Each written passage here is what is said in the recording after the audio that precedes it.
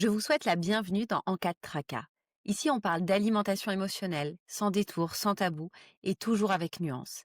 Je suis Julie Rojon, votre hôte, formatrice, autrice et spécialiste de cette thématique complexe. Ce podcast, je l'ai créé pour toutes celles et ceux qui veulent comprendre ce qui se joue dans leur rapport à la nourriture et aussi pour les pros qui les accompagnent. Parce que derrière ce que l'on mange, il y a ce qu'on ressent, il y a ce qu'on vit. Manger est un langage, apprenons à le décoder ensemble. Est-ce que je suis en train de faire une énorme erreur? Franchement, je me suis posé la question. Je me suis beaucoup posé la question en janvier. Pour vous donner une rétrospective de ce qui s'est passé pour moi, sur le papier, tout va bien. Je termine 2025 de manière hyper agréable. Mon cabinet, mes séances sont pleines, les suivis sont riches, variés. Vraiment, je m'épanouis énormément dans cette typologie d'activité. Ma formation, elle, fonctionne, elle m'épanouit énormément. Et là, en plus, j'ai une super promo qui est vive, qui est dynamique, exactement comme je les aime. Mon podcast que vous avez dans les oreilles, eh bien, prend de l'ampleur et je vous en remercie sincèrement.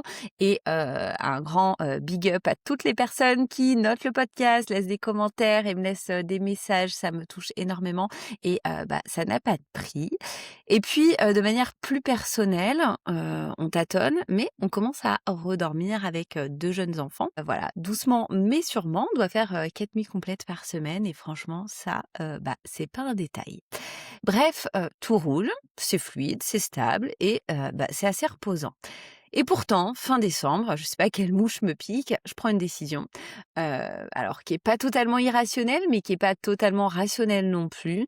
Une décision que je prends, avec mes tripes, en fonçant parce que, c'est comme ça que je fonctionne depuis, toujours, que je ne sais pas faire autrement et que, jusqu'à maintenant, ça a fait ses preuves. Et ça me rappelle un moment que j'ai vécu il y a 10 ans. En ce moment, je vois passer sur Instagram les 2016 versus 2026. Moi, c'était finalement le passage 2016-2017, hein, si je me trompe pas dans les dates, il y a 10 ans. J'étais installée à mon bureau dans un open space. À l'époque, je bossais dans la publicité, dans le digital marketing pour être plus précise. J'étais une sorte de trader publicitaire, donc des temps modernes. Je bossais dans une start-up à ce moment-là.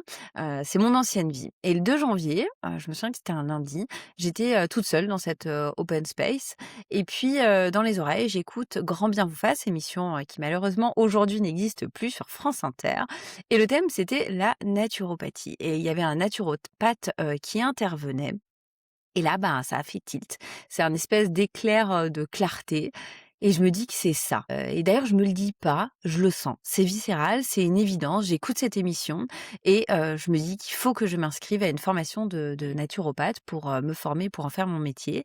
Sans business plan, sans, plan B et je fonce, tête baissée.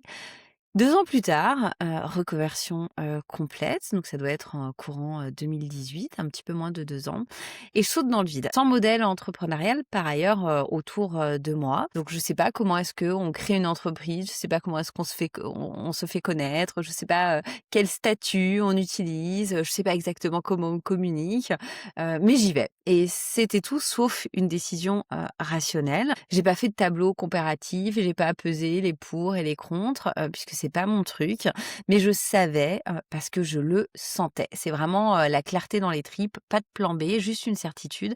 C'est là que je peux être utile et c'est là où, j'ai envie d'aller et clairement je me suis pas trompée. Alors je me suis bien évidemment mise en action, c'est pas tombé, du ciel et le premier mois où j'étais, vraiment, à mon compte, sans aucune aide, je me verse, l'équivalent d'un SMIC, ce qui était pour moi une énorme victoire. Et aujourd'hui, je me retrouve un peu dans cette, croisée des chemins, rebelote. J'ai cette sensation-là, presque à la même période de l'année d'ailleurs, c'est rigolo. Même si bon, moi j'aime pas trop les résolutions, les nouvelles années, ça me fait, ni chaud ni froid et je prends un risque. Je prends un risque, un vrai risque puisque j'ai décidé d'arrêter de prendre, de nouveaux suivis en séance pour, me dédier à la formation que je propose depuis 2021 en alimentation émotionnelle, qui est à destination des professionnels de santé et des personnes qui souhaitent, entamer un parcours de reconversion ou, tout simplement se former. Et je sens, je sais que ça vaut le coup parce que pour moi, former de plus en plus de personnes à ce sujet, à l'alimentation émotionnelle, transmettre autrement, c'est contribuer à faire bouger des lignes et clairement, on en a vraiment besoin parce que le sujet, je me répète, je le dis tout le temps, mais c'est un sujet qui est sociétal, qui est urgent et qui est éminemment politique.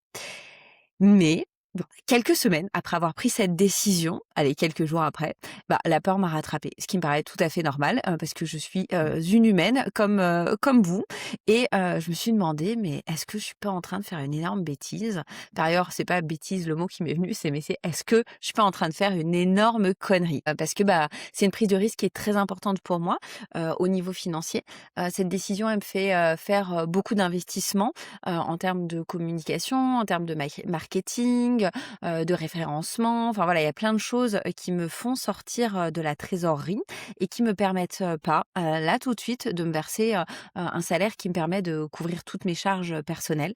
Donc c'est une grosse prise de risque. Ça veut dire aussi, amoindrir une partie de mon activité pour en faire grossir une autre, sans avoir de matelas de sécurité. Donc forcément, ça génère, chez moi des peurs. Enfin, je dis forcément, on n'est pas tous logés à la même enseigne, mais en tout cas moi, ça me fait sortir, voilà, des peurs, ça me fait me questionner et je discute avec une ancienne, participante de la formation qui est devenue, une amie, salut Karine si tu nous écoutes et qui me parle d'un outil de pilotage et d'analyse de risque, parce que c'est son métier et qui me dit que, ça pourrait m'aider et donc ni une ni deux, avec son aide, je me saisis du sujet et je crée un nouvel outil qui est adapté à mon questionnement et à ceux de toutes les personnes qui, comme moi, prennent des décisions qu'elles pensent radicales et vertigineuses, alors qu'en fait, bon, clairement, pas du tout. Et justement, je vais y revenir. Enfin, pas du tout, un peu, mais c'est pas non plus l'Everest et je vais y revenir. L'idée, pour moi, ça a été de créer une méthode de décision et de pilotage du risque. Pour se dire, en fait, je ne saute pas dans le vide sans parachute et je peux analyser, mètre par mètre, ce qui se passe, dans mon ascension ou dans mon saut. Et grâce à cet outil, je me suis vraiment posé les bonnes questions pour décider avec lucidité, ce que j'allais faire, comment j'allais le faire et cartographier les risques réels, hein, pas les risques perçus, mais les risques réels pour ensuite construire un plan d'action, soutenable. Alors, tout ça, ça s'est, articulé à travers, différentes, phases. Je vous interromps dans votre écoute parce que j'étais tellement impliquée pendant l'enregistrement que j'ai oublié de vous dire que je vous offre avec un immense plaisir cet outil qui vous permettra d'y voir plus clair dans vos prises de décision et de piloter vos potentiels risques. Et peu importe la nature de vos décisions à venir, je suis certaine qu'il sera d'une grande aide. Pour y accéder, rien de plus simple, vous avez le lien dans la description de l'épisode. Et j'ai envie de vous dépeindre les questions que j'ai pu me poser par grands thèmes. Le premier, c'est l'acceptabilité. Est-ce que finalement, c'est acceptable pour moi aujourd'hui d'entamer ce projet-là? Est-ce que c'est aligné avec les valeurs que je porte? Est-ce que c'est compatible avec mon énergie actuelle? Est-ce que c'est compatible également avec ma vie personnelle, mon rythme, ma charge mentale, avec ma posture clinique, ma posture professionnelle, ma posture éthique? Voilà, donc c'est des questions qui sont vraiment profondes et reliées, comme j'ai dit, à l'acceptabilité. La deuxième question, le deuxième bloc, ce sont les risques perçus. En fait, qu'est-ce qui pourrait bien se passer? Qu'est-ce que je pourrais perdre si ça échoue? Là, c'est vraiment, par le terme risque perçu, ce que j'évoque, c'est ce que je me raconte dans ma tête. Donc là, je peux évoquer les revenus, la sécurité psychologique, la confiance, l'image, la légitimité. Et l'idée, c'est de faire une distinction centrale entre le risque réel et le risque perçu. Troisième bloc, c'est à quel point je m'expose. À quel point je m'expose financièrement, éventuellement publiquement, même si moi cette question elle me taraude pas trop. Émotionnellement, la pression que je peux mettre, les attentes, l'identité aussi, identitairement, voilà, à quel point je m'expose. Quatrième bloc, la nécessité. Est-ce que c'est vraiment nécessaire de faire ça aujourd'hui? Et à quoi ça vient, se rattacher? À quoi ça vient répondre? Est-ce que c'est un besoin de croissance, un besoin de préservation, un besoin de sens, un besoin de cohérence? Dans mon cas, c'est vraiment un besoin, de sens et la question clé, si je fais pas ce changement, qu'est-ce que je mets en danger? Le cinquième bloc, ce sont les gains attendus. En fait, qu'est-ce que je gagne réellement si ça fonctionne? Ça peut être des gains financiers, des gains émotionnels, des gains identitaires, des gains de sens. Très personnellement, j'ai pas de gains financiers, bien au contraire, je pense que ça va me faire perdre quelques deniers. En revanche, ce sont des gains pour moi émotionnels et ce sont pour moi des gains de sens. Et sixième bloc, qui a été vraiment, très, important pour moi, c'est la réversibilité. En fait, est-ce que je peux ajuster ou revenir en arrière? Quand on prend une décision, on a l'impression que, on y va, et puis si on se casse la figure, on se casse la figure. En réalité, on peut peut-être tester à une peu plus petite échelle. On peut moduler, qu'est-ce qui est réellement irréversible? Et l'irréversibilité est bien souvent surestimée lorsqu'on prend, des décisions. Alors pour moi, tout ce cheminement qui fait partie de la première phase de l'outil, eh bien, ça m'a quand même, pas mal, surprise puisque je croyais que le plus grand risque pour moi, il était financier. Alors bon, comme je vous l'ai dit, c'est vrai, hein, si je me plante, voilà, ça va être, je vais devoir, recréer des opportunités. J'ai pas nécessairement de parachute. Je dis, j'ai plus de, pour être tout à fait transparente, j'ai plus de trésorerie, donc faudra que je trouve, des solutions et je sais que je saurai les trouver. Et en réalité, ce qui m'impacterait le plus, en fait, c'est pas ça. C'est l'aspect émotionnel. Parce que derrière ce lancement, derrière ce changement de business model, ouais, si je veux parler avec un jargon très marketing, donc je passe d'un un moment où j'ai peut-être 50-50% de mon activité entre les séances et la formation, ah quasiment 100% avec ma formation. Ouais, c'est ce que vraiment, je souhaite. Eh bien, en fait, c'est derrière, de l'investissement, du stress. Si ça fonctionne pas, il y aura énormément de déceptions, bien évidemment, de la fatigue, d'avoir passé des heures à créer du contenu communicationnel, marketing, à, communiquer, à faire connaître mon travail, à faire connaître ma formation. Et tout ça, eh bien, ce sont, des heures de travail, d'investissement et surtout d'investissement, pour moi, émotionnel, en termes d'énergie. Et pour moi, le vrai danger, comme je l'évoquais, c'est pas nécessairement la trésorerie, en tout cas, c'est pas ce danger-là qui vient, en premier plan, c'est ma santé mentale, qui est d'ailleurs un gros sujet pour les chefs d'entreprise, pour, les entrepreneurs. Ce qui m'a également sauté aux yeux, c'est que ce changement de business model, en fait, il m'apporterait pas de gains financiers. Je l'ai un peu dit tout à l'heure. Aujourd'hui, j'investis énormément de temps où je suis pas rémunérée. Je me fais aider, donc je rémunère d'autres personnes. Je baisse mon nombre de séances et même si ça fonctionne, en réalité, ça va être du transvasement pour moi. Mon revenu ne va pas évoluer et en revanche, le gain, pour moi, c'est un gain immense de sens. Je l'ai évoqué tout à l'heure, participer à ce que de plus en plus de personnes se libèrent de l'alimentation émotionnelle, des troubles alimentaires pour vivre leur vie tout simplement. Et tout ça avec beaucoup plus d'impact qu'avant, puisque si je forme davantage de professionnels, davantage de personnes pourront être accompagnées sur ces sujets. Et pour moi, le vrai gain, il est là. Ça a un réel sens. Le fait d'identifier tout ça m'a permis de m'apaiser. Et une fois que j'ai fait ce constat, j'ai arrêté de tourner en boucle. J'ai mis en place un tableau de pilotage et j'y ai noté les risques qui étaient pour moi des risques clés. Donc, on n'est pas sur les risques perçus, mais des risques réels.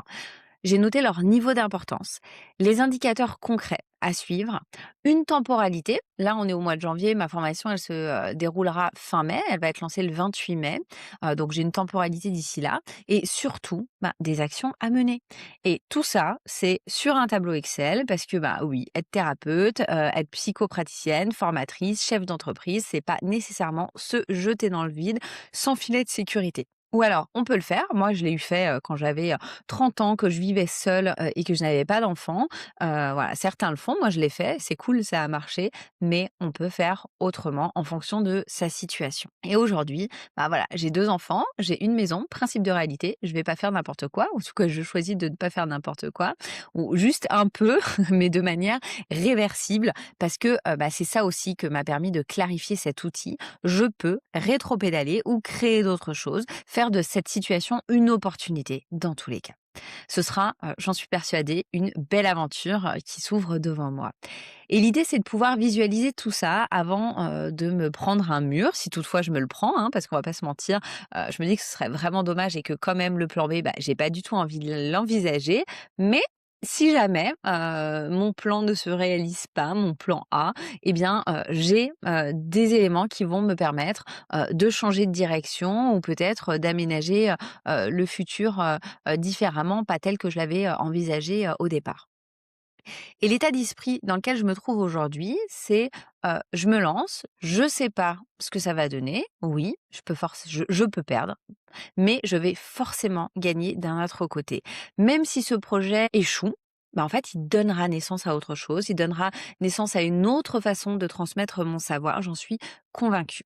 Et de toute façon, je vais tout faire pour qu'il fonctionne et si ça se trouve, dans 4 mois, je vous refais un podcast pour vous expliquer comment, ça s'est déroulé, jusqu'à ce que, la formation, décolle, vraiment comme je le souhaite. Parce que je la dispense depuis 2021, ça fait 6 sessions que je vois passer et je vois à quel point cette formation est transformatrice. Et j'insiste sur le sujet que nous avons collectivement absolument besoin d'accompagnants formés au sujet de l'alimentation émotionnelle. C'est un message qui est pour moi politique, je le dis, je leur dis souvent et je leur dirai, l'alimentation émotionnelle est politique. Accompagner la relation à l'alimentation est un sujet central, c'est un enjeu de société. Il est temps d'arrêter de faire semblant que ce n'est pas le cas. Je crois l'avoir déjà dit dans ce podcast, 6 femmes sur 10 ont déjà suivi un régime restrictif et chez les jeunes générations, ça ne fait qu'empirer. C'est le retour du culte de la minceur, la valorisation de la maigreur extrême qu'on voit avec les tendances skinny talk notamment sur TikTok, les sacrifices immenses sur la santé mentale et physique. Et les hommes et les ados, alors c'est vrai qu'on en parle trop peu, pourtant ils sont de plus en plus touchés également par, ces questions-là. Et ce qu'on voit pas, c'est que quand on est obsédé par notre poids, notre corps, ce qu'on mange ou qu'on mange pas, c'est toute une partie de notre espace mental qui se retrouve complètement saturé. Ça nous enferme, ça nous empêche de vivre, de penser, de créer, d'exister pleinement, de s'épanouir, de s'accomplir. C'est une charge qui est invisible, qui est, je pense, difficilement compréhensible si on ne l'a pas vécu de l'intérieur, mais c'est vraiment une obsession qui est intériorisée et une charge mentale qui est invisible, qu'on finit par croire normale. Mais à force de finalement traquer la moindre imperfection, en fait, on en oublie notre essence, on en oublie notre créativité, on en oublie notre puissance créative, collective, politique. Et c'est bien dommage parce qu'il me semble que c'est l'essence et que c'est le sens même de la vie. Et accompagner ce rapport à l'alimentation, c'est pas juste manger mieux, c'est aider à sortir de la culpabilité, de la dissociation, de la honte. Je le disais tout à l'heure, c'est ouvrir un réel chemin d'émancipation. Un corps apaisé, c'est pas un corps parfait. D'ailleurs, un corps parfait, je sais pas ce que ça veut dire, mais c'est un corps, j'allais dire c'est un cœur, c'est un corps qui peut enfin prendre sa juste place dans l'espace personnel et aussi dans l'espace public, et dans la sphère intime. Et c'est ça vraiment que je veux véhiculer, prendre soin de soi. Oui, de son apparence, de son alimentation, oui, mais à une seule condition, que ce soit un choix conscient, nourrissant, joyeux, épanouissant et pas une réponse automatique à des injonctions extérieures. Pas une stratégie de contrôle qui est dictée par la peur ou par la honte et la peur de vivre. Et peut-être que vous m'écoutez et que vous vous demandez si vous avez envie de vous former, quelles pourraient être les retombées, peut-être que vous avez peur de franchir ce pas. Eh bien, je vous invite à découvrir cet outil. Tous les liens sont dans la légende de ce podcast. Je vous le redis, l'alimentation, la relation à l'alimentation n'est pas un détail, c'est un enjeu de société. Et accompagner ce sujet, c'est contribuer à bâtir une société plus libre, plus vivante et plus humaine. Et c'est urgent. Et si le cœur vous en dit, vous pouvez aussi vous lancer dans ce projet fou, enthousiasmant, aussi enthousiasmant que passionnant, tout en mesurant les risques perçus, mais aussi les gains. Et quand je parle de gains, je ne parle pas que des gains financiers. Pour moi, ils sont vraiment secondaires. Encore une fois, je vous remercie infiniment pour votre écoute. Je vous remercie sincèrement d'avoir écouté cet épisode d'En cas de tracas. Si vous êtes professionnel ou que vous êtes en projet de reconversion et que vous souhaitez aller plus loin, ma formation Accompagner et créer sa propre méthode en alimentation émotionnelle est là pour ça. Vous trouverez le lien dans les notes de l'épisode. Et si le contenu vous a parlé, pensez à le partager ou à laisser un avis. Je sais, ça peut être pompeux d'entendre ça à chaque fois, mais ça compte vraiment beaucoup pour faire passer le message et pour permettre à ce podcast d'acquérir de la visibilité. Alors je vous dis merci et à très vite dans un prochain épisode. Et d'ici là, prenez soin de vous.